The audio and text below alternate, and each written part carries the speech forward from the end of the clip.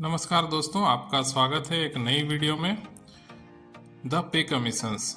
आज हम इस वीडियो में बात करेंगे भारत में लागू हुए 3 पे कमीशंस के बारे में, जिसमें 2 पे कमीशंस ऑलरेडी लागू हो चुके हैं, जिसको मैंने पास्ट और प्रेजेंट के रूप में दिखाया है, और एक पे कमीशन जो 8वां पे कमीशन है वो लागू होने वाला है। तो चलिए बिना किसी देरी के इस वीडियो को शुरू करते हैं। आपको अगर ये वीडियो पूरा देखने के बाद पसंद आती है तो इसको अपने दोस्तों के साथ जरूर शेयर कीजिए और चैनल को जरूर सब्सक्राइब करिए। तो बिना किसी देरी के इस वीडियो को शुरू करते हैं। सबसे पहले हम देख लेते हैं कि पे कमीशंस के बारे में जानने के लिए पे कमीशन के किन किन फैक्टर के बारे में जानना जरूरी है।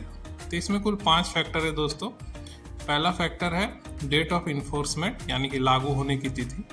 दूसरा फैक्टर है बेसिक पे, यानी कि मूल वेतन।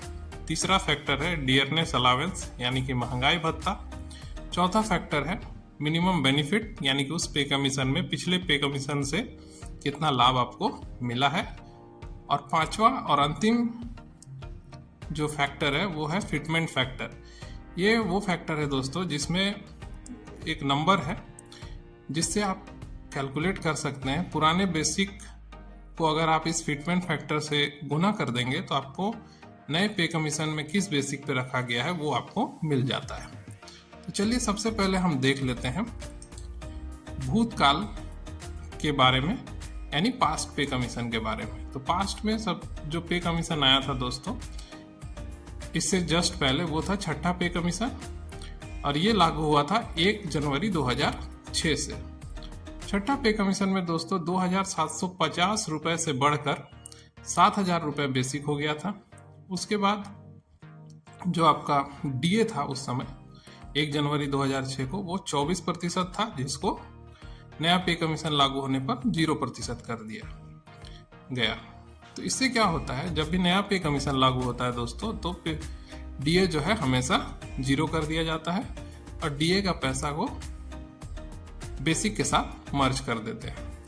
इसमें जो आपका न्यूनतम लाभ हुआ दोस्तों वो कुल 50% हुआ, और इसका जो फिटमेंट फैक्टर रहा वो 1.86 रहा। तो हम चलिए देख लेते हैं कि आपका जो कैलकुलेशन है 6ठा वेतन आयोग में वो किस तरह से है। इसके लिए हमको सबसे पहले जानना होगा कि इसका कैलकुलेशन किस तरह से हम करेंगे। तो हम अपना जो बेसिक है दोस्तों उसको 100 मान लेते हैं, यानी कि 5वें वेतन आयोग में आपका बेसिक 100 रुपये था। अब उसमें क्योंकि 1 जनवरी 2006 को आपका बेसिक में जो डीए का प्रतिशत था वो 24% था, तो आपका डीए जो है वो 24 हो जाता है। अगर हम इसको रुपये में मान लें तो 100 रुपये प्लस 24 रुपये, कुल मिलाकर आपका वेतन हो जाता है 124 रुपये। इसके बाद लागू होता है 6ठा वेतन आयोग। 6ठा वेतन आयोग जैसे ही लागू होता है दोस्तों तो उसमें आपका फिटमेंट फैक्टर सरकार के द्वारा दिया जाता है 1.86। फिटमेंट फैक्टर को आप 5वें वेतन आयोग के बेसिक के साथ जब गुना करते हैं तो आपका 6ठा वेतन आयोग का बेसिक आता है 186 रुपये। अब हम इसका अंतर निकालते हैं। 186 रुपये जो है वो आपको 1 जनवरी 2006 से मिलता है, और ठीक उसी दिन 5वें वेतन आयोग में आपको मिल रहा था 124 रुपये।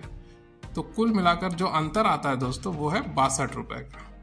अब ये जो 62 रुपये है वो आपका 124 रुपये से 50% ज़्यादा है, यानी कुल मिलाकर वेतन आयोग में जो कर्मचारियों को फायदा हुआ था वो 50% हुआ था, यानी कि 6ठे वेतन आयोग में कुल 50% का फायदा हुआ। अगर आपको ये कैलकुलेशन अच्छी लगती है दोस्तों तो वीडियो को अपने दोस्तों के साथ जरूर शेयर करें और चैनल को सब्सक्राइब करें। इसी तरह हम आगे बढ़ते हैं और हम आज के पे कमीशन के बारे में जानते हैं। तो आज का पे कमीशन जाना जाता है 7th पे कमीशन के रूप में, और इसमें जो डेट एनफोर्समेंट की तिथि जो है वो है 1 जनवरी 2016। इसमें मूल वेतन के जो है वो 7000 से बढ़ाकर 18000 कर दी गई, यानी 6ठा वेतन आयोग में जिनका न्यूनतम वेतन 7000 हुआ था उनको बढ़ाकर 18000 कर दिया गया। महंगाई भत्ता जो था जिस समय यह वेतन आयोग लागू हुआ उस समय 125% था, जिसको फिर 0% में बदल दिया गया। न्यूनतम लाभ इसमें 14.2% का दिया गया, और फिटमेंट फैक्टर जो है वो 2.57 का दिया गया। यहाँ पर आप देखेंगे दोस्तों कि 7वें वेतन आयोग में फिटमेंट फैक्टर 2.57 होते हुए भी आपका इंक्रीज जो है माने मिनिमम बेनिफिट जो है वो 14.2% ही रहा, जबकि 6ठे वेतन आयोग में 1.86 होते के बावजूद आपको 50% का इंक्रीज मिला था। चलिए आगे बढ़ते हैं। 7th पे का जो कैलकुलेशन है वो भी आपको बता देता हूँ ताकि इस वीडियो में आपको सब चीज क्लियर हो जाए। मान लेते हैं 6ठा वेतन आयोग में आपका बेसिक था 100 रुपए। इसमें जो डीए था 1 जनवरी 2016 का वो 125% था, यानी 125 रुपए केवल डीए था। तो कुल मिलाकर जो आपका वेतन हुआ वो 225 रुपए हुआ। अब सरकार ने 7वां वेतन आयोग लागू कर दिया। अब इसमें आपका फिटमेंट फैक्टर जो है वो 2.57 रखा गया। इससे क्या हुआ, आपका जो 6ठा वेतन आयोग का जो बेसिक है वो बढ़ के 100 रुपए से बढ़ के सीधे 257 रुपए हो गया। लेकिन डिफरेंस जो है, जो अंतर है, आपको ऑलरेडी 225 रुपए मिल रहा था, अब आपको 257 रुपए मिलने लगे। तो आपका डिफरेंस कितना हुआ दोस्तों, 32 रुपए का। अगर हम इसको प्रतिशत में बदलेंगे तो कुल मिलाकर 32 रुपए जो है वो 225 रुपए का मात्र 14% होता है। यानी जो 7वां वेतन आयोग है दोस्तों वो 6ठे वेतन आयोग से प्रतिशत के मामले में नीचे रहा और वेतन की बढ़ोतरी भी कम हुई। आपको ये जानकारी कैसी लगी दोस्तों, जरूर कमेंट बॉक्स में जरूर बताइएगा और लोगों से साथ जरूर शेयर कीजिएगा। अब हम आगे बढ़ते हैं। फ्यूचर पे कमीशन मतलब आने वाले पे कमीशन के बारे में जानकारी लेते हैं और इसके बारे में जानकारी प्राप्त करते हैं। तो 8वां वेतन आयोग जो आने वाला पे कमीशन है दोस्तों, अब इसमें हम देखेंगे कि पिछले जो डेटा हैं जो हमने 6ठा और 7वें वेतन आयोग से कलेक्ट किए हैं उसके आधार पे 8वें वेतन आयोग में आपका वेतन कितना बढ़ सकता है। तो आगे बढ़ते हैं। सबसे पहले कैलकुलेशन कर लेते हैं दोस्तों। तो 7th पे का बेसिक हम मान लेते हैं 100 रुपए। डीए आपका अभी जो है 55% चल रहा है, लेकिन 1/1/2026 को मैंने माना है कि ये 60% हो जाएगा। तो आपको डीए के रूप में 60 रुपए मिलेंगे। तो आपका कुल वेतन हो जाएगा 160 रुपए। अब हम आगे बढ़ते हैं और 8th पे कमीशन अगर लागू होता है तो सबसे पहले आपको मैं बता दूं कि अगर मिनिमम इंक्रीज जो होगा, हम 7वें वेतन आयोग के आधार पे 14% ही लेते हैं, तो हम इंक्रीज को 14% मानते हैं वेतन में।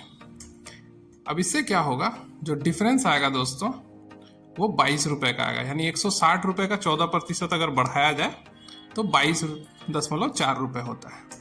कुल मिलाकर आपका वेतन कितना बढ़ता है दोस्तों, 160 रुपए में 22 रुपए जोड़ देंगे तो 22.4 रुपए जोड़ेंगे तो 182.4 रुपए आ जाता है। तो इससे क्या पता चलता है कि 100 रुपए अगर आपका बेसिक 7th पे में था तो 8th पे में आपका बेसिक चला जाता है 182.4। तो फिटमेंट फैक्टर जो है जो सरकार जारी करती है उसको अगर हम एंटिसिपेट करना चाहें या कैलकुलेट करना चाहें तो वो हमारा 1.82 होता है। तो दोस्तों फ्यूचर पे कमीशन में हमने देखा कि आपका 8th पे कमीशन में 1.82 होने की संभावना है। अब हम देखते हैं कि ये लागू कब से होगा दोस्तों। तो ये 1/1/2026 से लागू होगा। इसका बेसिक पे जो है वो 18,000 रुपये ऑलरेडी 7वां वेतन आयोग का न्यूनतम पे है, वो बढ़ के 32,800 रुपये होने की संभावना है। इसका डियरनेस अलावेंस 60% से घट के 0 हो जाएगा क्योंकि डीए तो आपका मर्ज हो जाएगा दोस्तों। मिनिमम बेनिफिट आपको 14% ही मिलेगा और फिटमेंट फैक्टर 1.82 रखा है। अगर आपको 14% का इंक्रीज मिलता है तो फिटमेंट फैक्टर 1.82 रहेगा। ये जानकारी अगर आपको अच्छी लगी है तो वीडियो को जरूर अपने दोस्तों के साथ शेयर कीजिए। आगे बढ़ते हैं और देखते हैं कि फ्यूचर पे कमीशन में अगर 14% का जो इंक्रीज है इसको अगर हम बदल दें, मतलब डिफरेंट केस सिनेरियोज के थ्रू देखना चाहें तो हमको क्या क्या इंक्रीज मिलेगा। तो सबसे पहले ये टेबल देख लीजिए दोस्तों। इसमें मैंने बेसिक रखा है और कुल 4 कंडीशन रखे हैं। तो सभी कंडीशन में बेसिक आपका 100 रुपये ही है। डीए हमेशा 60% ही लिया है तो 60 रुपया डीए है। पे हाइक मैंने यहाँ बदल दिया है। मान लीजिए पहले कंडीशन में 14% पे हाइक हुआ है जो मिनिमम बेनिफिट है, दूसरे कंडीशन में 16%, तीसरे कंडीशन में 18% और चौथे कंडीशन में 20%। अब इसको अगर हम कैलकुलेट करते हैं दोस्तों, 160 रुपये में अगर 14% बढ़ता है तो 182.4% आपको मिलेगा, 4 रुपये मिलेगा। जबकि 16% बढ़ने पर 185.6, 18 बढ़ने पर 188.8 और 20% बढ़ने पर 192.0 रुपीज़ मिलेगा आपको। तो डिफरेंस हम देख लेते हैं। अगर 14% बढ़ता है दोस्तों तो आपको 22.4 रुपये ज़्यादा मिलेंगे। अगर 16% बढ़ता है तो 25.6 रुपये ज़्यादा मिलेंगे। अगर 18% बढ़ता है तो 28.8 रुपये ज़्यादा मिलेंगे। इसी तरह चौथे कंडीशन में अगर आपका 20% अगर आपको मिनिमम बेनिफिट सरकार देना चाहती है तो आपको 32 रुपये ज़्यादा मिलेंगे। इस आधार पे हम फिटमेंट फैक्टर भी कैलकुलेट कर सकते हैं दोस्तों।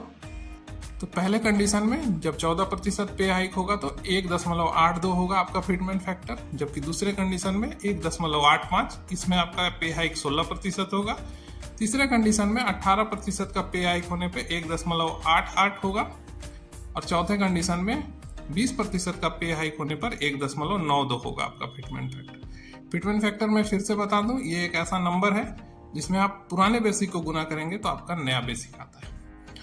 तो ये जानकारी आपको बहुत ही अच्छी अगर लगी है तो इस चैनल को जरूर सब्सक्राइब करिए और दोस्तों के साथ जरूर शेयर कीजिए। मुझे नहीं लगता कि इस तरह की जानकारी आपको अभी तक मिली होगी दोस्तों। अभी तक न्यूज़ चैनल वाले भी 1.82 से लेके 1.92 तक का फिटमेंट फैक्टर बता रहे हैं, लेकिन किस आधार पे बता रहे हैं वो मैंने आपको यहाँ बता दिया है। तो चलिए फ्यूचर पे कमीशन के बारे में और कुछ जान लेते हैं, 8वें वेतन आयोग के बारे में। तो दोस्तों ऐसा है कि उसका मिनिमम बेसिक जो है वो 18,000 जो था 7वें वेतन आयोग का, वो अब बढ़ के 32,000 से लेके 35,000 के बीच हो जाएगा अगर कोई भी फिटमेंट फैक्टर आपको 14% से लेके 20% तक मिनिमम गारंटी अगर आपको मिलता है तो। चलिए दोस्तों, अगर आपको ये वीडियो कैसी लगी जरूर बताइएगा। वीडियो के बारे में कमेंट करना बहुत ज़रूरी है ताकि मैं इम्प्रूव कर सकूं फ्यूचर में। सौमेन टॉक्स को यहाँ तक देखने के लिए आपका बहुत बहुत धन्यवाद। अगर आप मेरे से जुड़ना चाहते हैं, डायरेक्टली कोई सवाल पूछना चाहते हैं तो फेसबुक में हमारे पेज को फॉलो कर सकते हैं, इंस्टाग्राम में भी फॉलो कर सकते हैं, ट्विटर में भी फॉलो कर सकते हैं और टेलीग्राम में इस चैनल के साथ ज्वाइन हो सकते हैं जो आपको स्क्रीन में दिया हुआ है। इतनी दूर तक वीडियो देखने के लिए आपका बहुत बहुत धन्यवाद दोस्तों। इस चैनल को जरूर सब्सक्राइब करिए और दोस्तों के साथ शेयर कीजिए। सौमेन टॉक्स आपका धन्यवाद करता है। जय हिंद, जय भारत।